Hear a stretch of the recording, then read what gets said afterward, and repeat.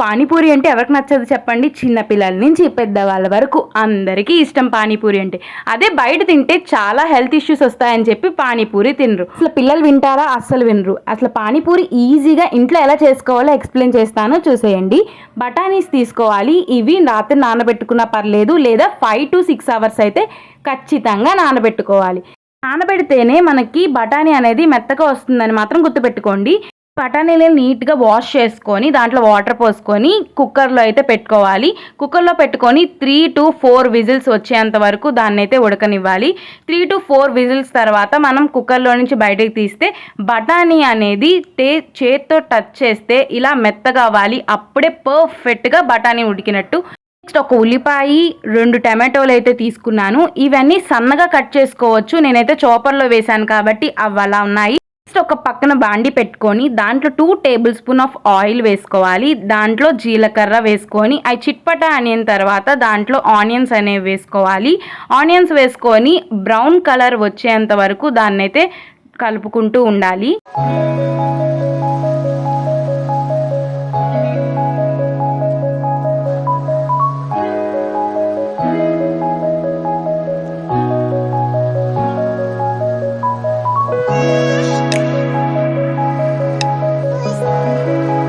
ఉల్లిపాయలన్నీ వేగిన తర్వాత దాంట్లో మనం టమాటా ముక్కలు కట్ చేసి పెట్టుకున్నాం కదా, అవైతే దీంట్లో యాడ్ చేసుకోవాలి. యాడ్ చేసుకున్న తర్వాత మళ్ళీ ఒకసారి అయితే మిక్స్ చేసుకొని టమాటాలు మెత్తపడేంత వరకు వీటిని మిక్స్ చేసుకుంటూ ఉండాలి.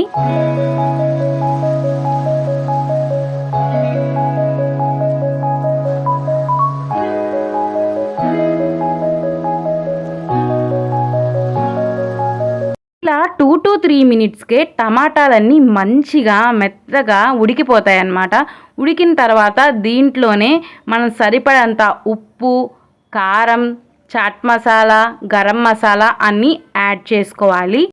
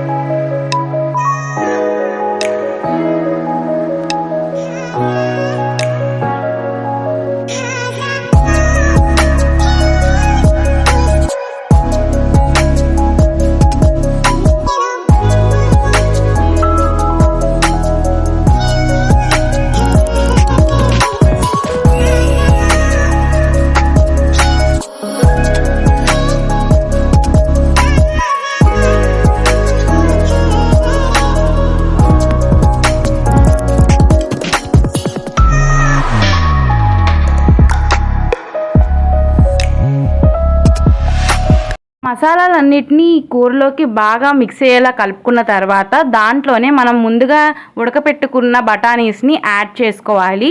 బఠానీస్ని మొత్తం వాటర్తో సహా ఎలా అయితే ఉందో అలాగే యాడ్ చేసేసుకోవాలి.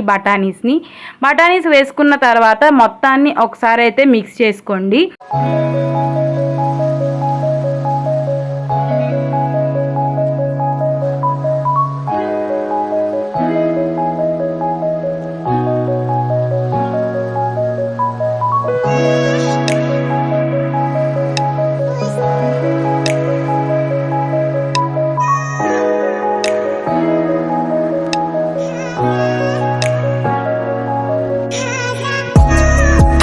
మిక్స్ చేసుకున్న తర్వాత చాట్ మొత్తాన్ని ఇట్లా స్మాషర్తో స్మాష్ చేసుకోండి.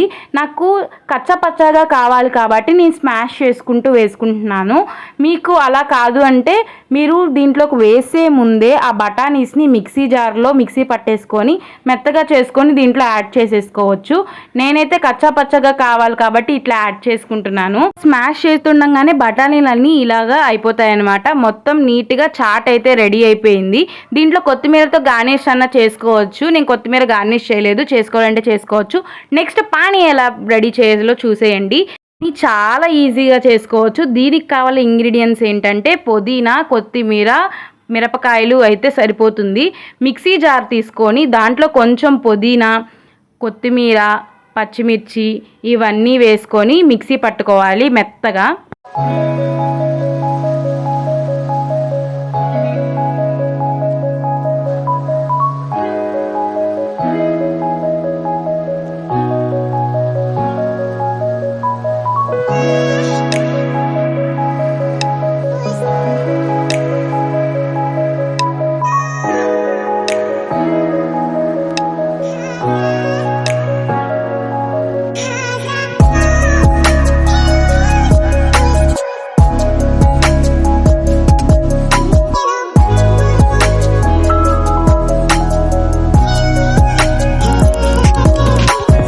పానీకైతే పేస్ట్ చేసుకోవాలి. నెక్స్ట్ ఒక బౌల్ తీసుకొని మనం చేసుకున్న పేస్ట్ని దాంట్లో అయితే వేసుకోవాలి.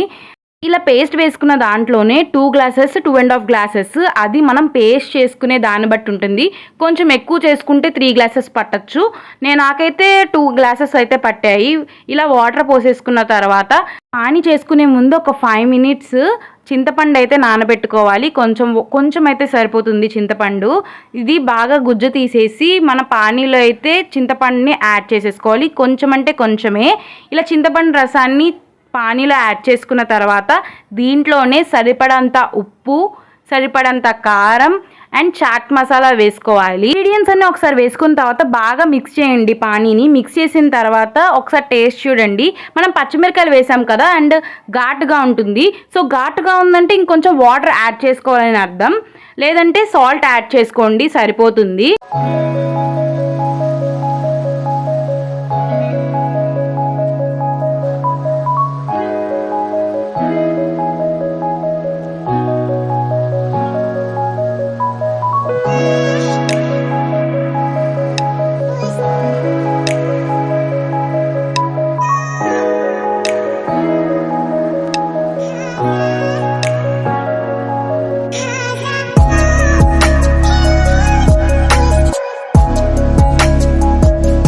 పానీ కూడా రెడీ అయిపోయింది. ఇంకా పూరీస్ చేసుకోవడమే ఆలస్యం.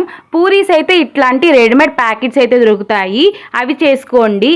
రెడీమేడ్గా ఆల్రెడీ చేసినవి అయితే ఉంటాయి, అవి అయితే బాగోవు. సో ఇలాంటివి అయితే మనమే చేసుకోవచ్చు కాబట్టి ఇవి వడియాల్లా ఉంటాయి.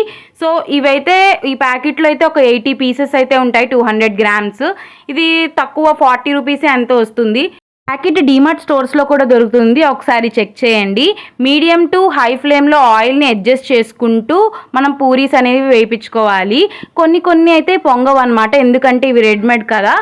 ప్యాకెట్లో అయితే 80 వస్తాయి కాబట్టి 2 టైమ్స్ అయితే చేసుకొని తినచ్చు. పూరీస్ కూడా ఇలా రెడీ అయిపోయినాయి, పక్కన పెట్టేసుకున్నాము. సో పానీపూరి అని అన్నీ రెడీ చేసుకున్నాం. పూరీస్ రెడీగా ఉన్నాయి, చాట్ రెడీగా ఉంది అండ్ పానీ కూడా రెడీగా ఉంది. ఆనియన్ స్టఫ్ చేసుకోవడమే. నేను ఎందుకు బఠానీ చాట్ చేశానంటే ఇలా పూరీస్ అయిపోయినా కూడా చాట్ని నార్మల్గా తినేయచ్చు, అలా పొటాటో అయితే తినలేం కదా. సో అందుకని నేను బఠానీ చాట్ ఎక్కువ ప్రిఫర్ చేస్తాను. ఆనియన్ స్టఫ్ చేసుకొని చాట్ అలా వేసుకొని పానీలో ముంచుకొని తింటే ఉండండి, ఆహా సూపర్గా ఉంది. నేను చెప్పిన విధంగా మీరు కూడా ఒక్కసారి ట్రై చేయండి. ట్రై చేసి ఎలా వచ్చిందో కమెంట్ చేయడం మాత్రం మర్చిపోకండి. మనలో పిల్లలందరూ ఇంట్లో ఉంటారు కదా, సో ఒక్కసారి ఇట్లా ట్రై చేసి వాళ్ళకి పెట్టండి అండ్ ఎలా వచ్చిందో కమెంట్ చేయండి. ఇలాంటి కంటెంట్ కోసం నా ఛానల్ని సబ్స్క్రైబ్ చేయండి. బాయ్.